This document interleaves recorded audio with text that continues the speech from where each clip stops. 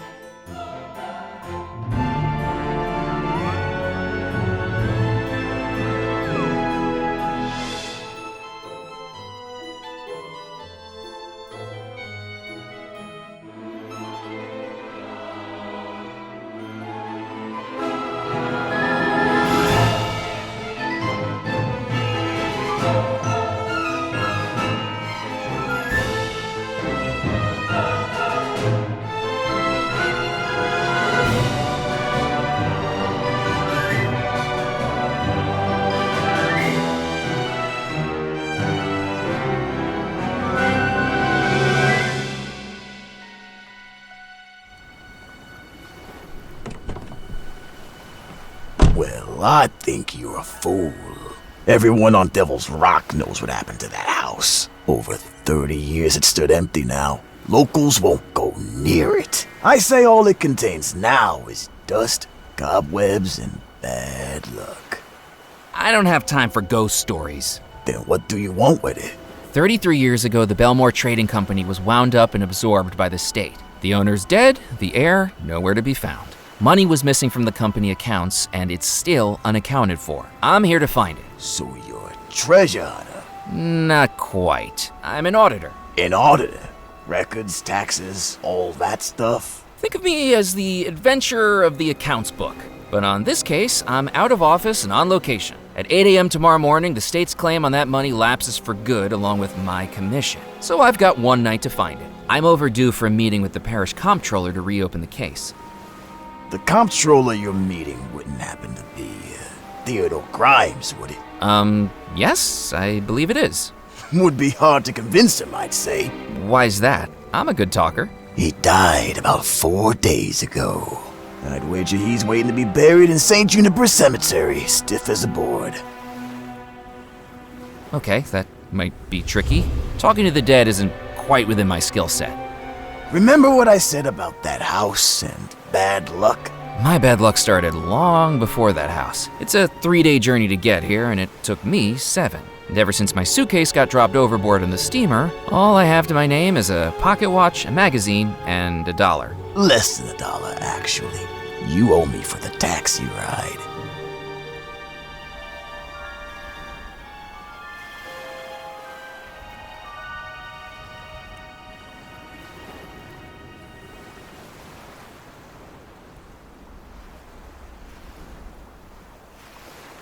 The taxi driver was the type to...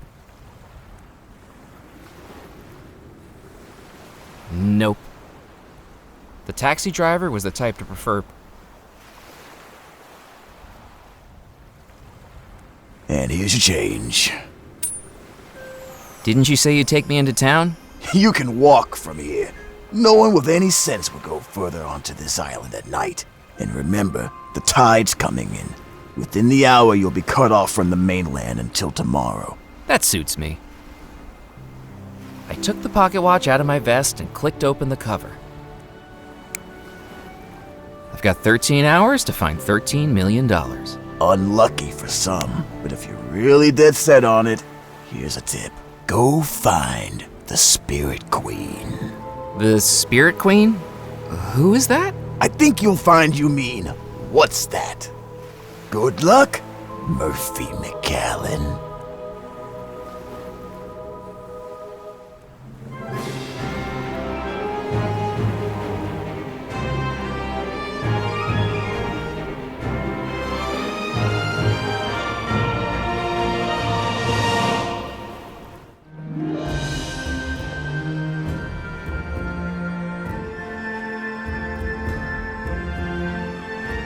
Walking into the port town of Deadnettle, I could sense its history in every stone, brick, and plank.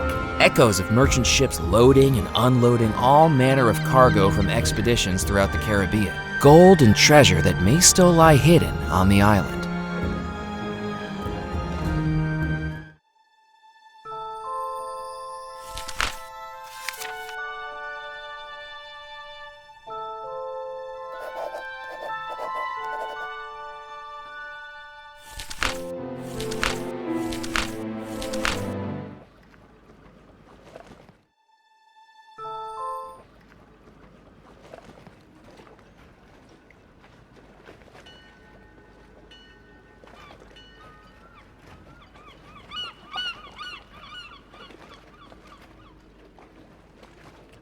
The sign read, "The Fantastic Fantoccio Brothers will be performing tonight. All ages welcome. Tips welcome even more." The sign read, "The Fantastic Fantoccio Brothers."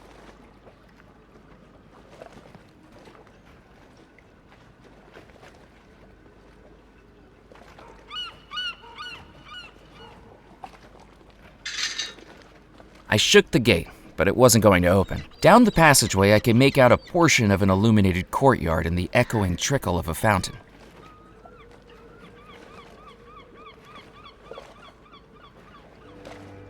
Slap me with a paddle. It's a whopper. Well, blast my barnacles. That's the third one tonight. These fish sure must have been spooked by something.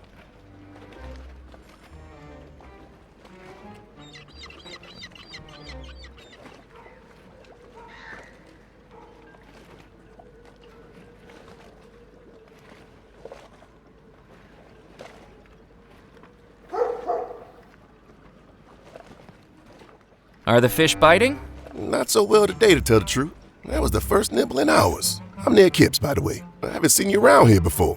I'm here because I have a very important job on this island. A calling that only I can fulfill. Dark secrets that I need to uncover. Oh, you're a tourist. Now, why on earth would you choose Devil's Rock as the place to vacation? I must have done something to upset my travel agent. The name's Murphy McAllen. Nice to meet you, Mac. Not peckish, are you? You can help yourself to what I got here in my bucket if you like. Oh, thanks. My expectations of a local seafood delicacy quickly unraveled when I plunged my hands into what felt like lumpy jelly. Ugh! It was a handful of fish guts. Ha! That's the best bait you get around here. They smell pretty bad, but the critters on this island love them. Who would have known they're good at suckering in tourists, too? Have you heard of the Spirit Queen? Heard of her? Sure. But I wouldn't be heading out into the bayou at this time of night. If she's out there, that's where I need to go. Murphy, bayou's dangerous. It's not the kind of place you want to go alone. I'll be careful. Well, if you're set on it, just take the western route out of town. Left at Pimlico Rock, then right on into the bayou. Without dark it gets in there, you'll see the lights guiding you the last stretch of the way. Just make sure the gators don't get too attached to you.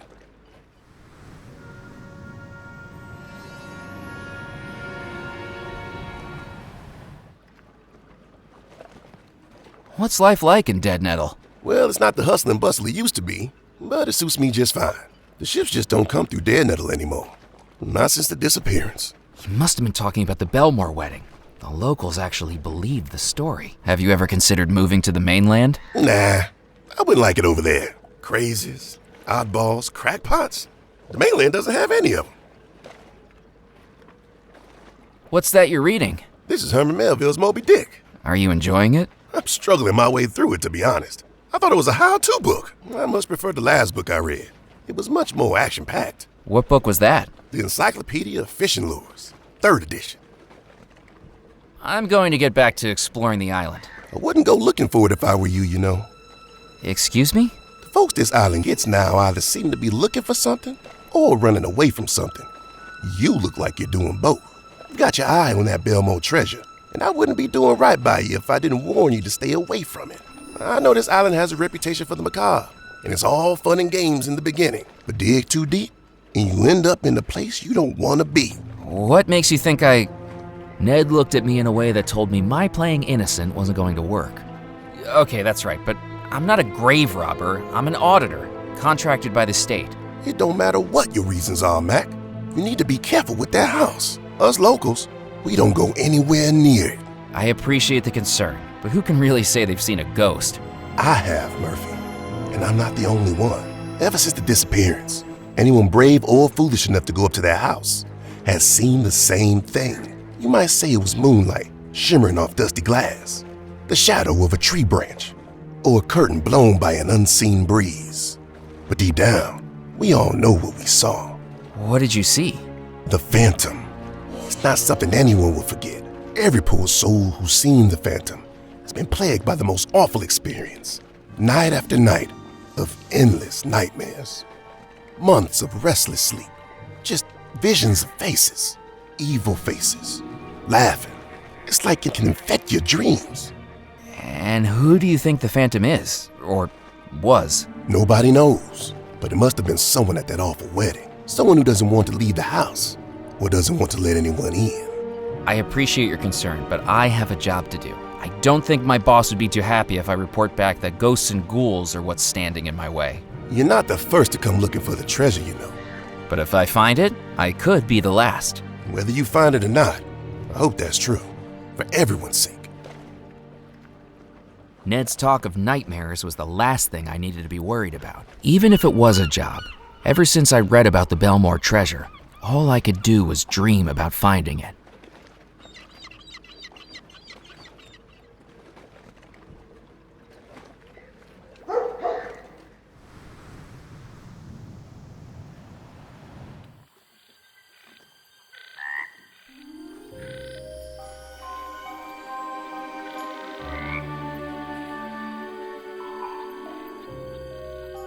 After what felt like miles, the eerie darkness of the bayou gave way to the soft orange glow of a gas lamp, and beyond it, the last thing I expected to find in the heart of the swamp.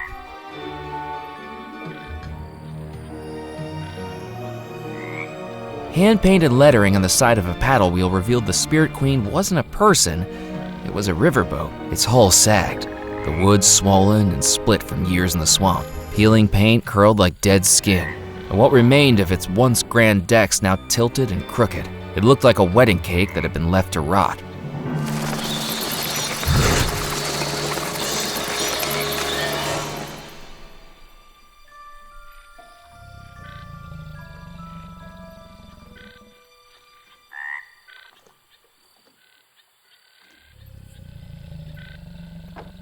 I jiggled the handle, but the door was locked.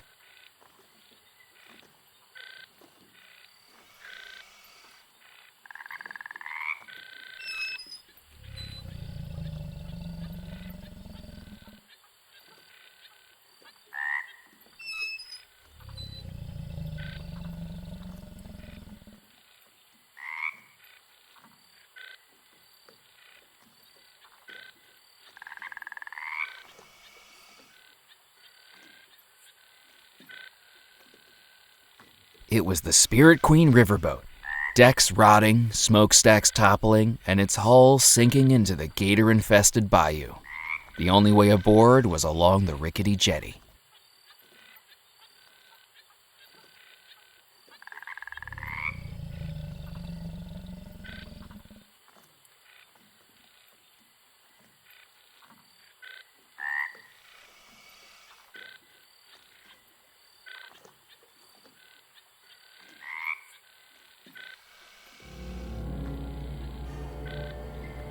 As I took the shrunken head from the sign, it almost seemed to grin at me. creepy.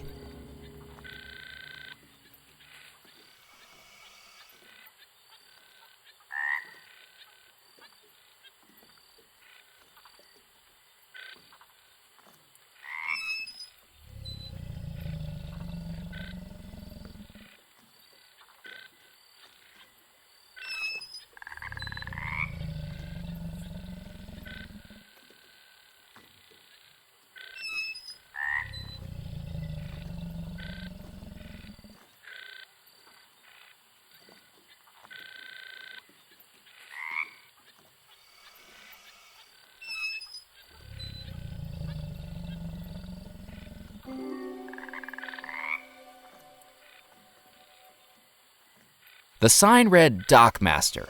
Presumably, this little shack was where documents and licenses pertaining to the riverboat's operation were stored.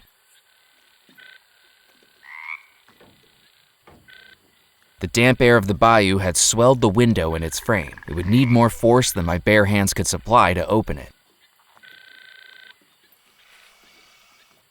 I considered climbing the water tower, but I couldn't imagine what I'd find at the top other than stagnant, moldy water. And there was plenty of that in the bayou already.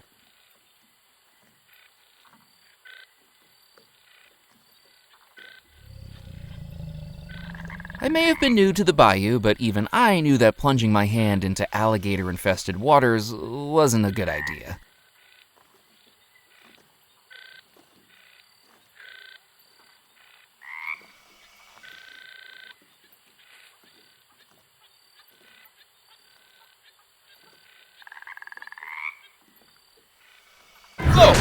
The alligator snapped at me like a sprung trap, giving me more than enough reason to stay well away from those teeth. If I wanted to get across the jetty, I needed to make sure the alligator wasn't on it.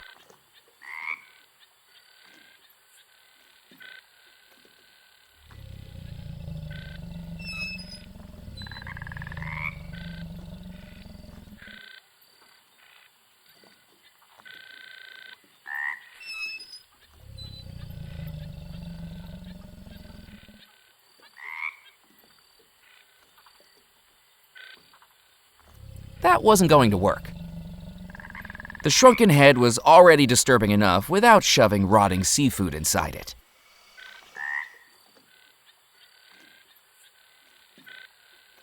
The shrunken head was dry and desiccated. I doubted the alligator would want it as a snack.